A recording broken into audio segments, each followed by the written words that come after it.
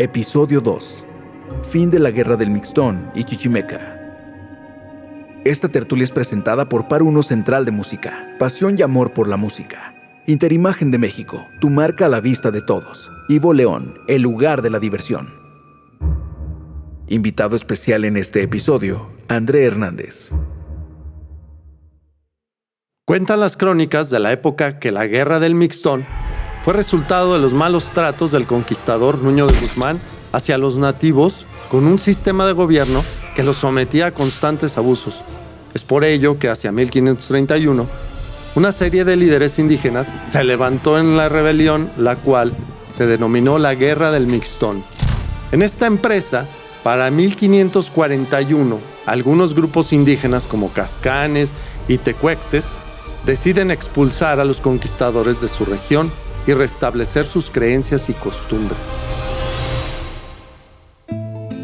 Lo anterior, por supuesto, provocó que otros pueblos se unieran al levantamiento y lograron reunir un gran número de combatientes, que se reunieron en el Cerro del Mixtón.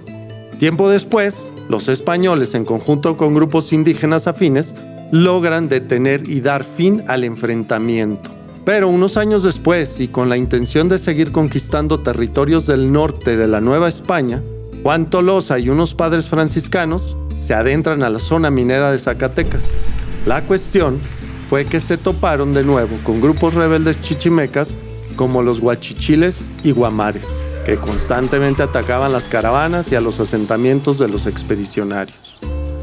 Definitivamente, los habitantes del norte estaban acostumbrados al clima y orografía del lugar, lo que hizo que no pudieran ser conquistados.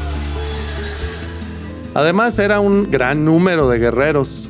Si bien estos grupos de indígenas se hicieron de una reputación sanguinaria y feroz, al darse cuenta el virreinato que no habría un pronto desenlace, decidió comenzar con negociaciones con apoyo de los tlaxcaltecas y algunos misioneros para encontrar acuerdos que beneficiaran a ambas partes. Lo que después de varios intentos y constante diálogo, se logró la pacificación por el año de 1590. ¿Y cuál podría ser la clave en que, en este caso, los chichimecas, estas tribus fueron tan cerradas en dejar entrar ¿cómo se dice?, el mestizaje y demás, y otras lo adoptaron o fue...? No, la cultura de la Ciudad de México, siempre los tlaxcaltecas, porque bueno, no necesariamente en un principio los aztecas, pero acuérdense ustedes que los tlaxcaltecas se aliaron con los españoles. Ahora que se habla decía hace un rato, los 500 años de resistencia indígena, pues ¿cuál? Pregúntenle a la Malinche cuánta resistencia hizo, ¿verdad? Entonces, digo, eso es aberrante. Pero allá se dio mucho más el mestizaje, porque también unía el enemigo de mi enemigo es mi amigo, y el enemigo pues era el azteca. Entonces allí pues hubo un mestizaje bastante más comprensible, y aquí lo hubo, pero no con los chichimecas. La población prehispánica que hay en León y que hay en esta zona fue traída como mano de obra en el siglo XVI por don Martín Enríquez de Almanza para mano de obra de las trazas y de los pueblos españoles e indígenas. Entonces son otomíes y son tarascos, pero no son chichimecas. ¿Qué era lo que comentaba de los indígenas de paz? Los indígenas de paz. Fueron ellos. O llamaban indios de paz o indios laboríos, que también los llamaban. ¿Por qué laboríos? Pues porque vivían en las labores de campo y de ganado y de agricultura de los españoles. Entonces eran indios laboríos porque laboraban. En los reñidos combates de la Guerra del Mixtón, hubo en los dos bandos el mismo nivel de intrepidez. Antonio de Mendoza, sorprendido de ver tan tenaz resistencia y aconsejado por Cristóbal de Oñate, mantuvo el sitio. La traición, la escasez del agua, las deserciones, el hambre, las enfermedades, las fatigas continuas, el que ya hubieran agotado sus pertrechos de guerra, así como la diferencia en conceptos y formas de guerrear, y las armaduras de hierro y otros materiales resistentes con que generalmente se cubrían, hacían a los españoles prácticamente invulnerables a las flechas y otras armas punzantes de los naturales, en tanto que estos se presentaban casi desnudos al combate. Además, Los españoles eran soldados de caballería, en su mayor parte, razón por la que cuando llegaban a ser rechazados y vencidos, podían escapar fácilmente del alcance de sus enemigos. Los caxcanes, cuando ya no pudieron contener el empuje de los españoles, prefirieron dejarse traspasar por los picos y las espadas de sus adversarios antes de rendirse. La mayoría empezaron a arrojar a sus mujeres y a sus niños al profundo precipicio, y enseguida se lanzaban ellos mismos. Muriendo, demostraban su derecho a una vida libre y digna. Los sobrevivientes, más de 5,000 indígenas de todas las edades, se salvaron de ser pasados por cuchillo gracias a la intervención de Fray Antonio de Segovia, quien logró que pacíficamente depusieran sus armas y a cambio fueron dados en encomienda, señalados, marcados y repartidos entre los oficiales que participaron en la expedición, como recompensa de los servicios prestados durante ella. Es posible que la guerra del Mixtón no fuera en vano, porque dada la proximidad en el tiempo, quizás influyó en el ánimo de Carlos V y Felipe II para que dictaran algunas disposiciones que mejorarían en algo el trato cruel de los españoles hacia los indígenas. Para el año 1753, cuando era gobernador de la Villa de León, Francisco de Izaguirre, hubo un tumulto, que podemos considerarlo como preludio de lo que fue la Guerra de Independencia, al menos en lo que a indígenas toca. Por lo anterior, debemos entender que para poder controlar este tipo de insurrecciones chichimecas, hubo que tomar acciones, pues en realidad León era una alcaldía ordinaria con un alcance muy limitado en la región y no tenía instancias penales.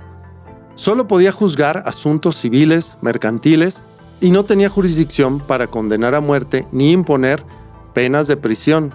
Es entonces que ante los constantes ataques chichimecas, el alcalde ordinario, don Juan de Hinojosa, pide al virrey que se creara una alcaldía mayor por la situación tan difícil, permitiendo tener un gobierno autónomo y decisión frente a los acontecimientos.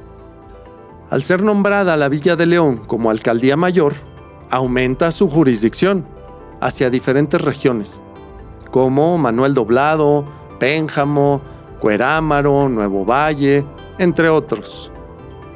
Esta estructura permitió formar la escribanía real y la parroquia formal con Espino, quien fue el primer párroco. Él fundó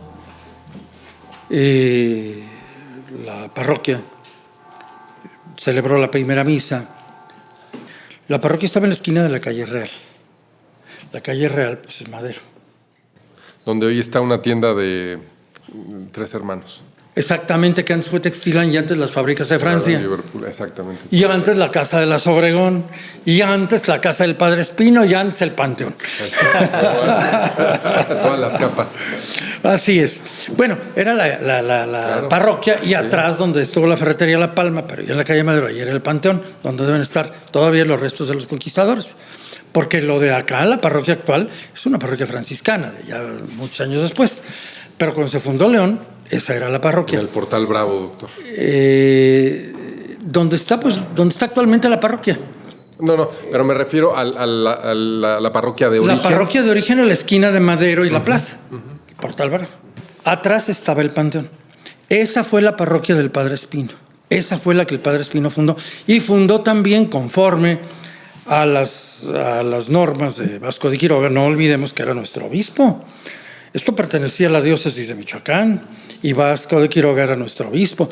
Y el Padre Espino vino de España porque lo trajo don Vasco de Quiroga y fue nuestro párroco. El Padre Espino, pues era un hombre bueno, no tenía, pues él confiaba en Dios. Y seguramente Dios le dio el cielo, pero le quitó pronto la vida. Una cosa por otra, ¿verdad? Lo llamaron a confesar a un moribundo en la Loza de los Padres, allá por Comanjilla.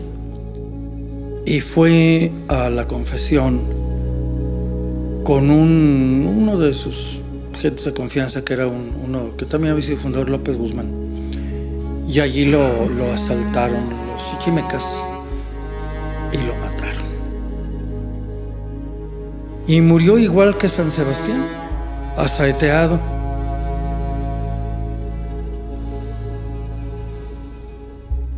Dice una pintura antigua hecha en el siglo XVIII que está en la sacristía de la parroquia, que en su tiempo se fundaron San Miguel y el Cuecillo. No es del todo exacto. Hubo, sí, los primeros núcleos de población otomí y de población tarasca en tiempo del Padre Espino, porque desde entonces se fundaron los pueblos, se establecieron, pero la fundación legal fue después de la muerte del Padre Espino. Sin embargo, a él sí le tocó hacer la bendición de los dos lugares. Hay una pintura de Alfredo Barrón, muy bonita, romántica, sentimental, que está arriba del costado, de la puerta del costado de la parroquia hacia la Plaza de los Fundadores, en donde se ve el Padre Espino asaeteado, y se ven los chichimecas muy vestiditos, muy arregladitos, todos cubiertos. Bueno, es el idealismo del siglo XIX y del siglo XX, naturalmente. Aparece, perdón que lo interrumpa, aparece amarrado a un árbol. El bachiller. Pero imagínense ustedes, el Padre Espino murió en 1586. Se cumplían 10 años de la fundación. Pues ya no había obligación de los fundadores de permanecer. Aquí, la guerra chichimeca estaba a todo lo que daba. Ya no tenían ninguna obligación de permanecer aquí los habitantes que se habían comprometido a 10 años. Al Padre Espino lo mataron de una manera bastante escandalosa, por no decir salvaje, no me vayan a acusar ante derechos humanos. Imagínense ustedes, en la plena guerra chichimeca, una villa asolada por el terror, por el pánico nocturno, porque había violaciones, incendios, homicidios, persecuciones, robos. Era un hostigamiento constante. Un hostigamiento continuo todas las noches y sin sacerdote que diera la extrema unción. Para la mentalidad del siglo XVI, templada en la reconquista de España, imagínense lo que era morir sin confesión. Entonces León estuvo a punto de desaparecer. Esa fue su primera gran tragedia y su primera gran amenaza. 1586, que estuvo después de la muerte del Padre Espino, León estuvo a punto de desaparecer. Se reunió el cabildo y al regidor Simón de Gallarza le pidió el cabildo pues, que hiciera lo posible por ir a hablar con el señor obispo de Valladolid, que era la capital, para que mandara a algún sacerdote, porque ya nadie quería vivir aquí, ya no había la obligación legal, estuvo a punto de despoblarse. Entonces, pues ante la situación tan terrible, el cabildo catedralicio de Valladolid se reunió, Simón de Gallarza expuso lo que estaba pasando en León y pidió ayuda a cuanta congregación hubiera y a cuanto sacerdote hubiera. No hubo sacerdote que quisiera venir a afrontar solo la guerra chichimeca. Pero los franciscanos dijeron, nosotros vamos, nada más en condiciones adecuadas. Le pedimos al cabildo que nos dé una cierta garantía y vamos. ¿En qué consiste la garantía? Pues en un edificio donde nos podamos proteger, en una huerta donde podamos plantar y en un panteón donde nos podamos enterrar. Y se les ofreció esto en 1587 y vinieron a fines del 89. El primer grupo de franciscanos, y vieron que la parroquia del Padre Espino pues era muy chiquita porque ya no era parroquia secular, ya era regular, entonces ya era una congregación la que iba a atender la parroquia. Y entonces les dieron el ala de enfrente, lo que se llama entonces el lienzo poniente de la Plaza Mayor, que fue donde ahora está Palacio y la parroquia. Y así se explica cómo hay allí dos plazas que, conforme a la legislación de 1583, las leyes de Indias, pues es absurdo que haya dos plazas esquinadas en una plaza española de esa época. Pues es que no era la segunda plaza, pues era el Panteón franciscano, y por eso allí está la capilla de San Antonio, que es un santo franciscano, y la Tercera Orden de San Francisco, porque ellos lo fundaron, la Tercera Orden de San Francisco, precisamente porque pues era ya bajo la tutela franciscana. Confirmaron a San Diego y luego, bueno, pues estuvo la parroquia, que debió tener 2 torres. Lamentablemente nunca se construyó la segunda, se hizo en el 17. El monasterio, que era primoroso y que se destruyó en 1955, yo también me acuerdo de él, que era verdaderamente hermoso. Entre el Palacio Municipal y la Así parroquia. es, lo que luego fue la Woolworth.